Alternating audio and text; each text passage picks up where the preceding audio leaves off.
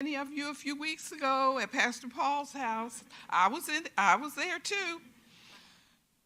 So today. Brings up a lot. Today is September the 11th, 25th year since the attack on the Twin Towers in New York City. For me, it's another special day. My son was born 43 years ago today.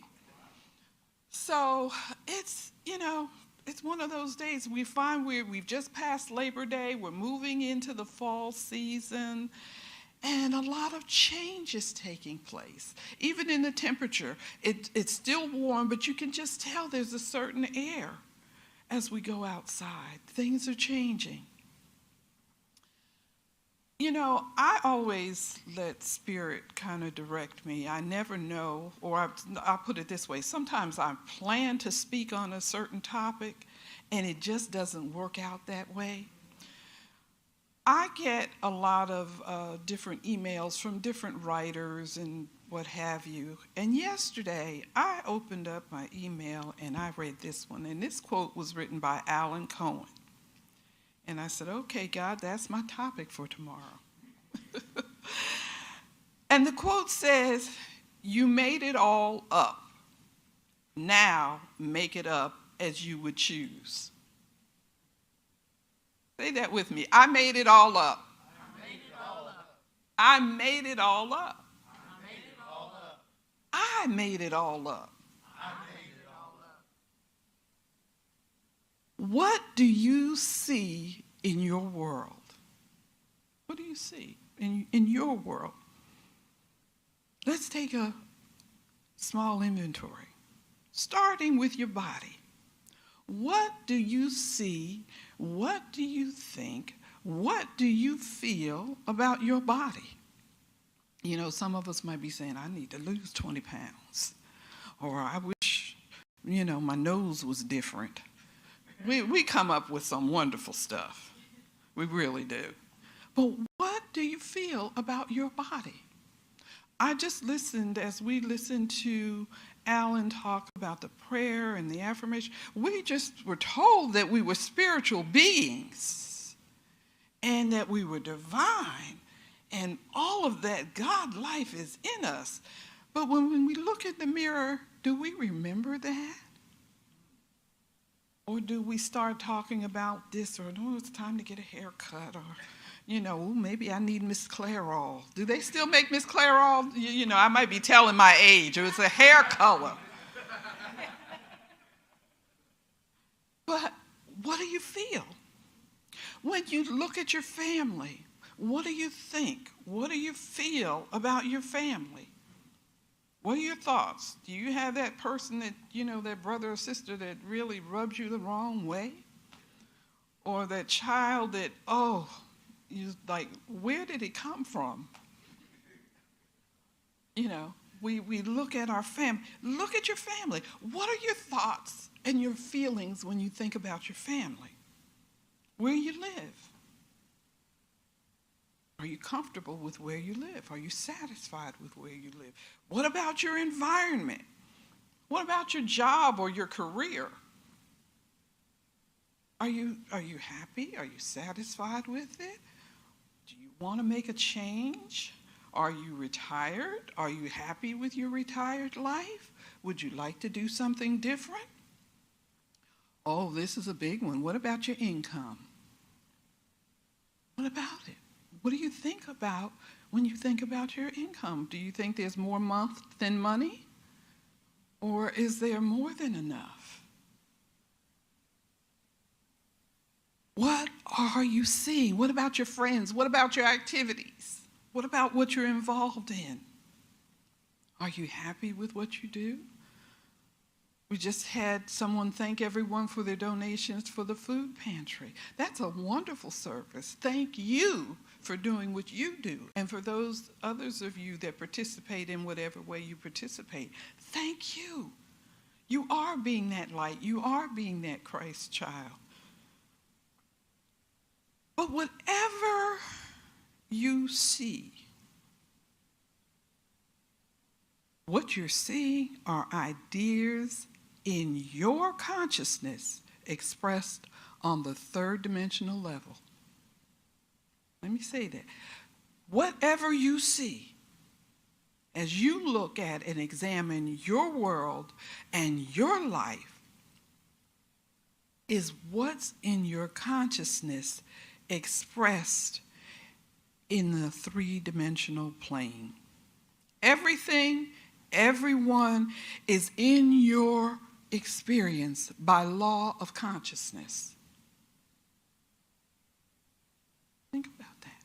Every person that's in your space and in contact with you is there by law of consciousness, and you are sharing mental and physical space with them through positive or negative consciousness. You know, one of the things, I've been in New Thought for many, many years, and what I find most challenging for most of us is looking at self, looking within and having those hard conversations with ourselves. It's so easy to talk to each other, and we talk about truth principles, and we smile, and we talk about how good God is. But when we have to look at the person in the mirror, sometimes it gets a little difficult. But guess what? Nobody is upset with that person in the mirror, really, that matters other than you. What do you think about you? Everything comes to us or is repelled from us based on our vibration of our energy field. Our energy field is like a magnet around us, and it draws to us. And, you know, a lot of times, especially we talk about God, and we love God and that infinite intelligence that keeps all of this universe going. But do we realize, we say we're a spiritual being, but do we realize that you really are a spiritual being? You really are a God presence, and you really have more power than most of us ever recognize or realize or give ourselves credit for. We are dynamic individuals. And it all comes from consciousness. Thoughts held in mind produce after their kind. So the thoughts we hold in our mind produce in our world around us, in our field of energy. Our vibration is established by our beliefs and our convictions. And sometimes we have to ask ourselves, what do I really believe? Our world is a mirror of our thoughts, our feelings, and concepts expressed in material form and experience. And sometimes it gives us reason to pause, not to beat ourselves up, but to love ourselves enough to make some adjustments.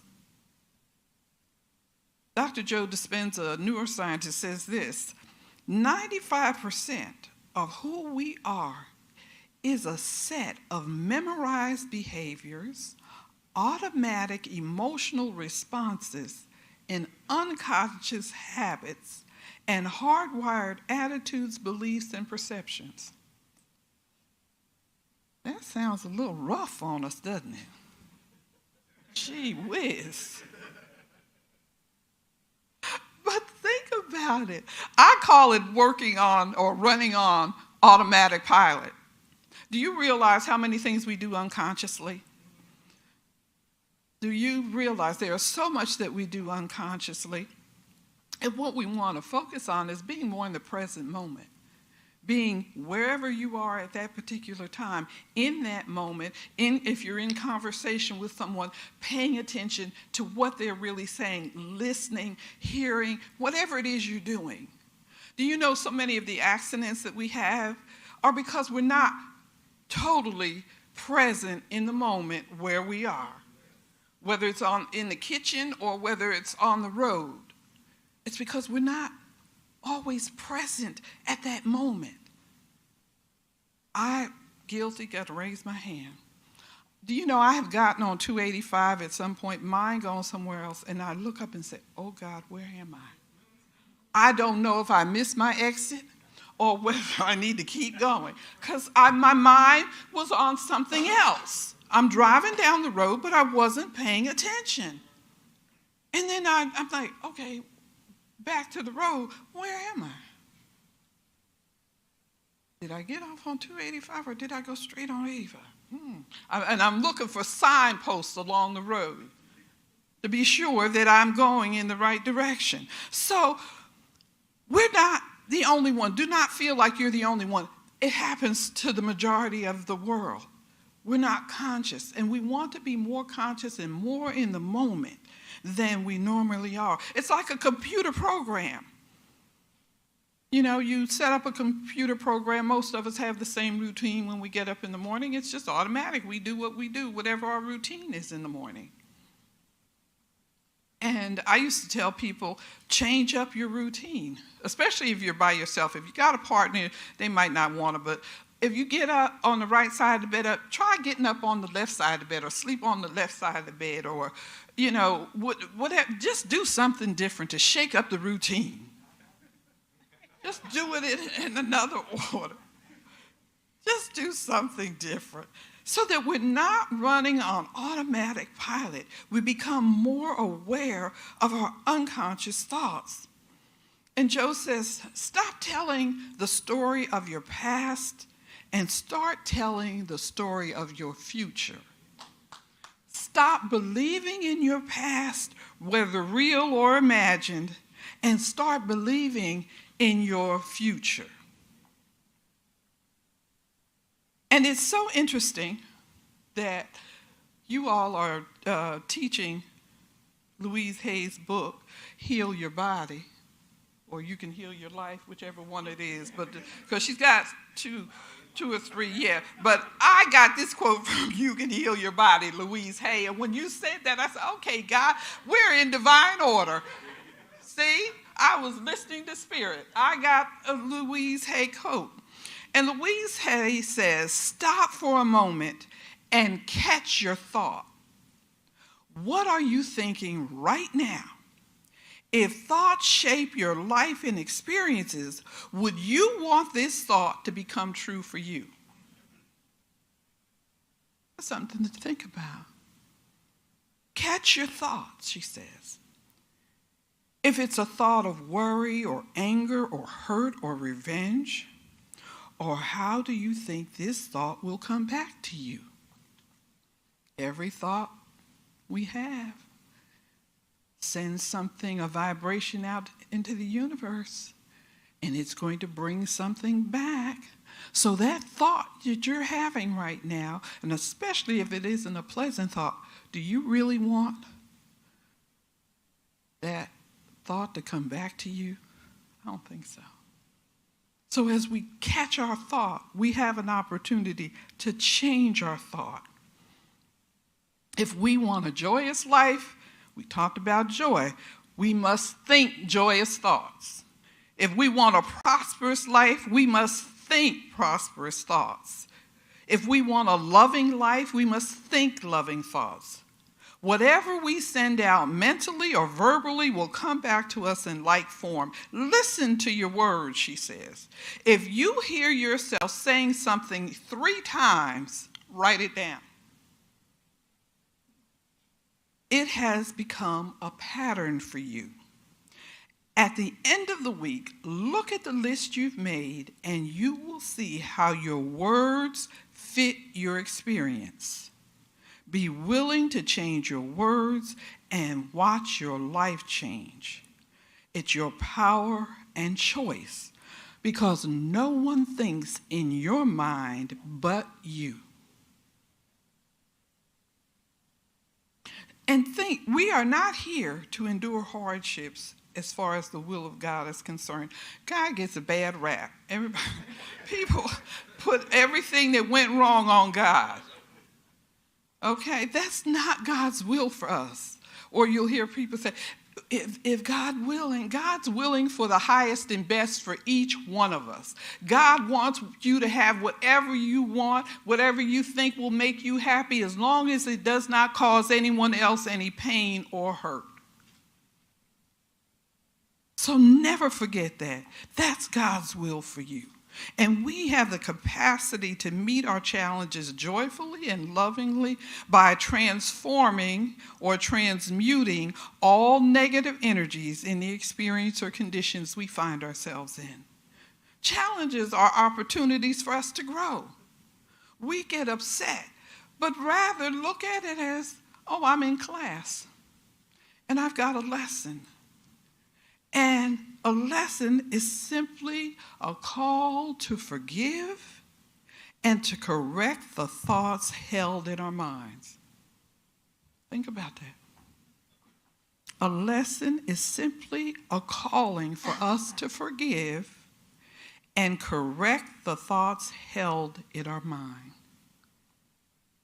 Whatever experience we have, no matter how negative it is, it's an opportunity to forgive, even if it's just forgiving yourself, and an opportunity for us to correct the thoughts that we hold in our mind. So since we created this life we're living, there may be some areas we would like to experience differently. So guess what? Write a new story. Make yourself an author. Write a new story. Not just a list of things you want or a vision board. Really give it some serious thought. How would you like your life to be? The idea of a more abundant life, a more creative life, a more fulfilling life, a more loving life is spirit knocking on the door of your consciousness saying, it's yours now. Open up and receive it. I'm ready to pour it out, pressed down, shaken together, and running over. Start writing your new story, the new program for your consciousness. What new and different experiences and feelings would you like to experience? They'll include the new things.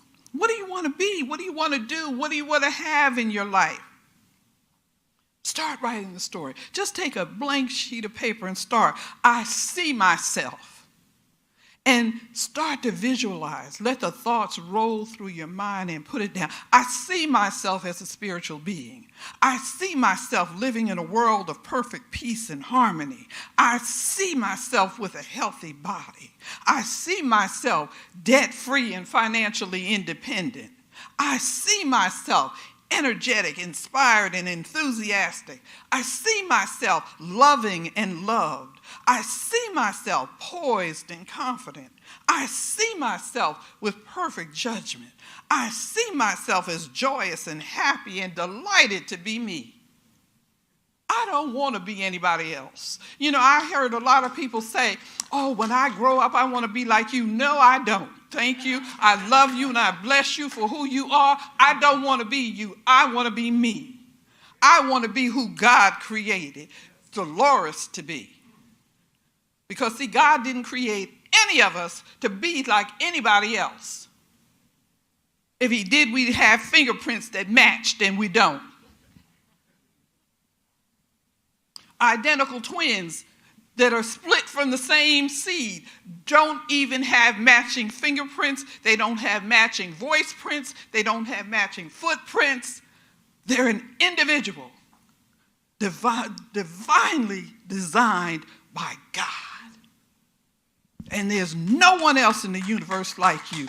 Don't try to be like anybody else. Be the greatest you can be. The world needs you just like you are, not trying to be somebody else.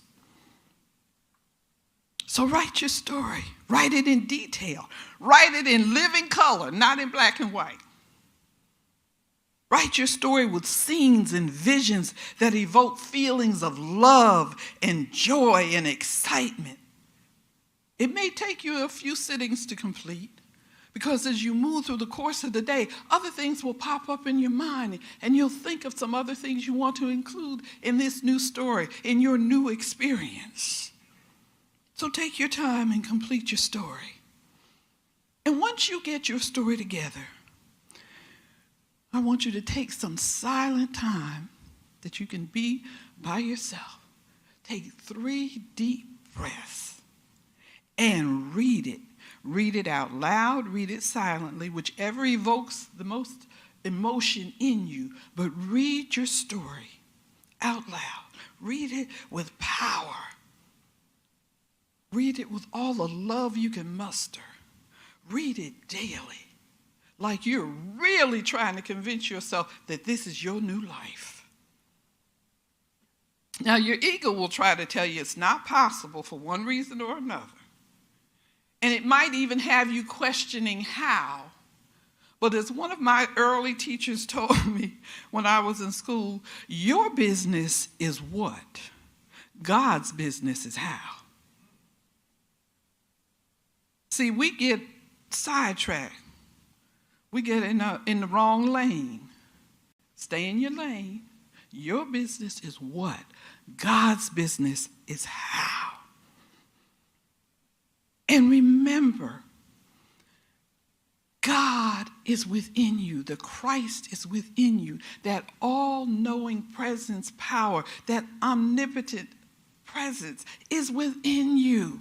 It has the answer. It has the solution. We just have to turn within to get it. Remember that God is the very substance and activity of your life.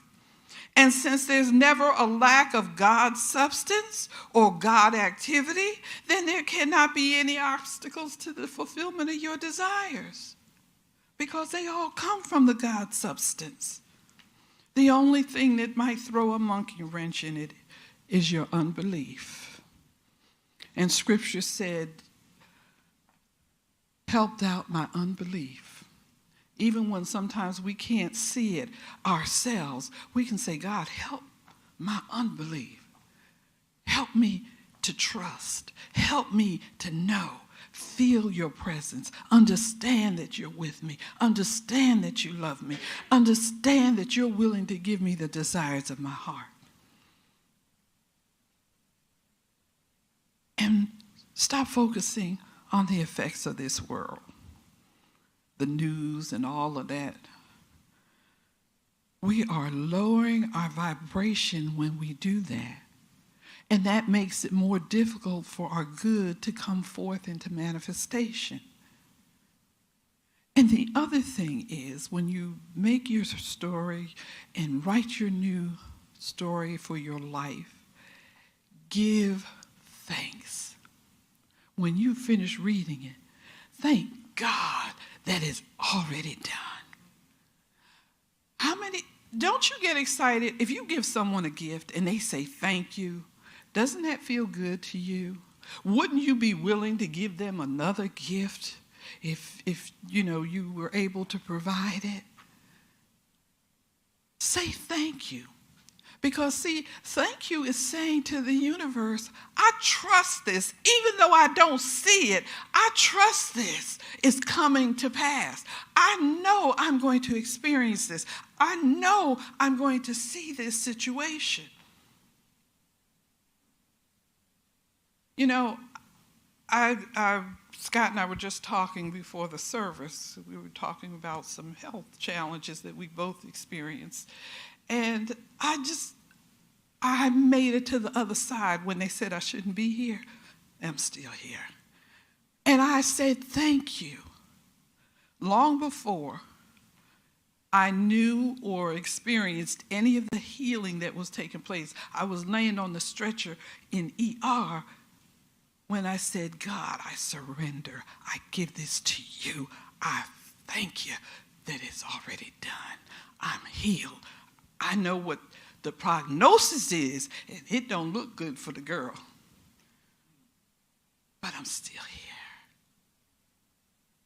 And I shared with Scott when the home nurse came, because I was out of commission for like 90 days, but when the home nurse came to take the port out of my arm, the supervisor came with her, and she said, I had to meet you. I said, why?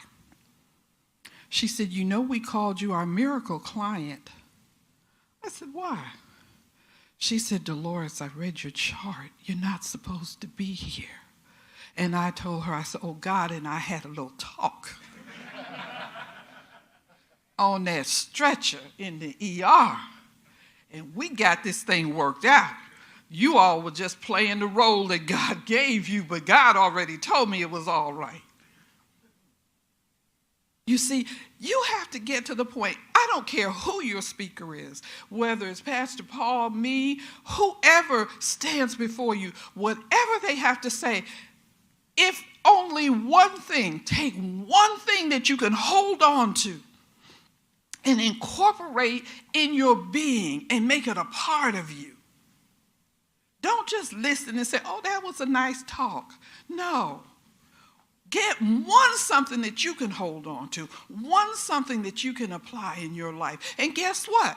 If you come here every Sunday and you get one this Sunday, and there's 52 Sundays in the year, and you get something all 52 Sundays, guess what? By the end of the year, you won't be the same person you were at the beginning of the year, and your life will show it.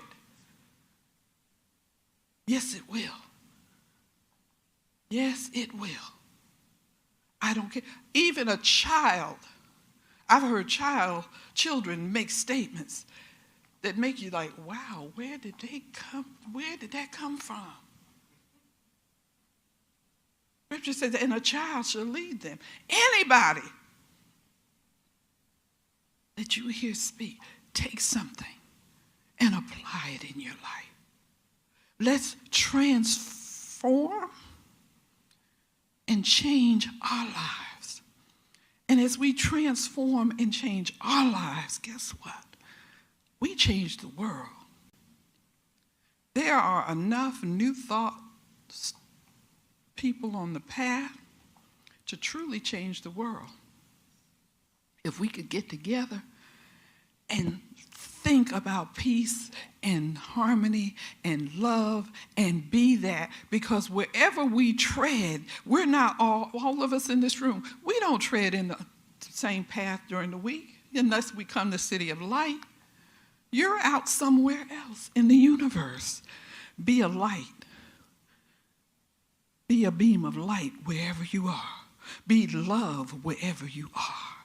You're making a difference. Don't ever discount yourself. You make a difference.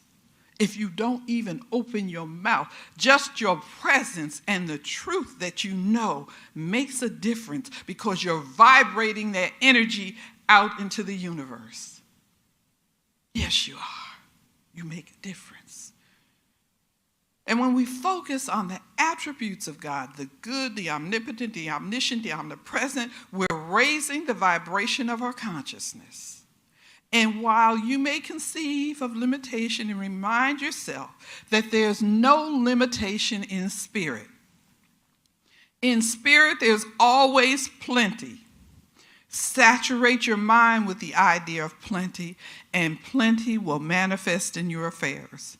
Plenty of love, plenty of health, plenty of true place opportunities, plenty of money, plenty of time, plenty of wisdom, plenty of fun, plenty of peace, plenty of joy, plenty of vitality, plenty of inspiration, plenty, plenty, plenty. I let it be, and so it is.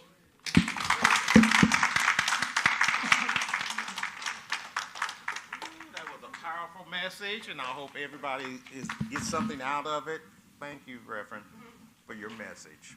You know, omnipresence is within all of us. Be you and don't be no one else. Be a light in this world. I want to do the affirmation of abundance. which is on the screen. You can stand up and say it, or you can remain in your seat. City of Light is a thriving community that is experiencing the abundance of God. We are growing and flourishing because we believe and practice in the teaching of spiritual truth. As we give and receive, we join now in the divine flow. Know that all we share with life returns abundantly, and so it is. Ushers, please come forward. And again, thank you, Reverend Voorhees. I want to thank all of those who have joined us today. I want to thank those who are watching us on our Facebook page and YouTube channel. And if you want to, of those of you who are watching us by YouTube, Facebook, you can also go to www.cityoflightatlanta.com, and there you will see a donate button. Oh, not working. Okay. Okay. I want to leave with you a scripture, John 14:27. Peace I leave with you, my peace I give unto you. Not as the world giveth, give I unto you. Let not your heart be troubled, never let it be afraid. And we have Khadijah, who's going to sing a solo for us.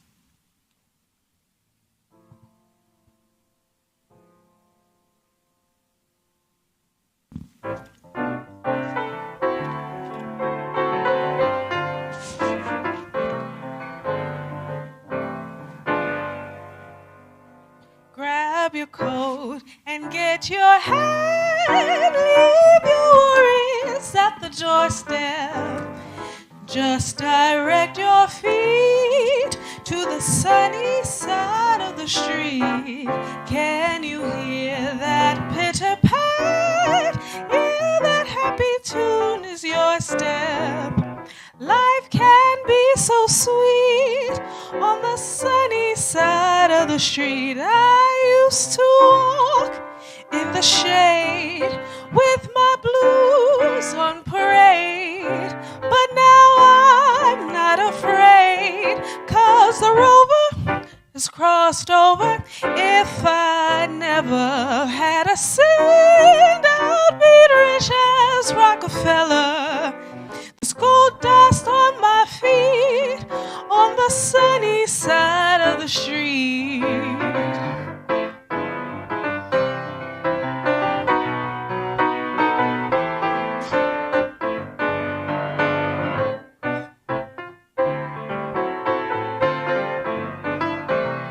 I used to walk in the shade with my blues on parade, but now I'm not afraid, 'cause this rover has crossed over. I never had a cent, I'd be rich as Rockefeller.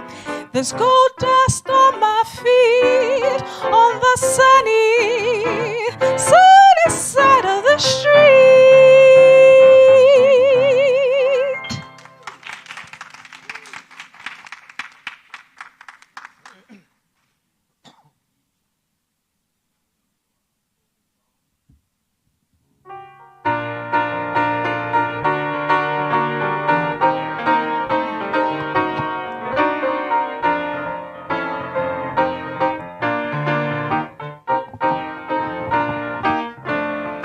Yes, there is peace on earth, and yes, it begins in me. Yes, there is peace on earth, the peace that was meant to be. With God as my center, united all are we. Let us walk with each other in perfect harmony. Yes, peace begins with me. Yes, this is the moment now.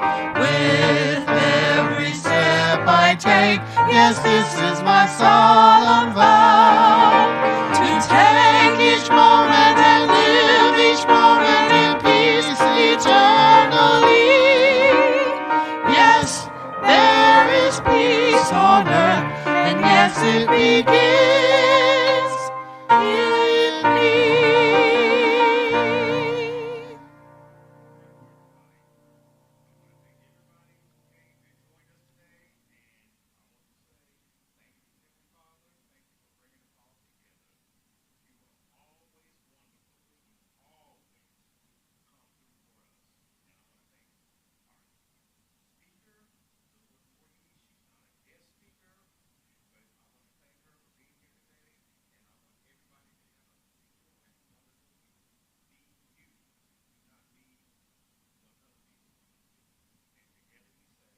And so it is. To take each moment and live each moment in peace eternally. Yes, there is peace on earth, and yes, it begins in me. And if you are able, join us in Friendship Commons for conversation and a whole lot of loving.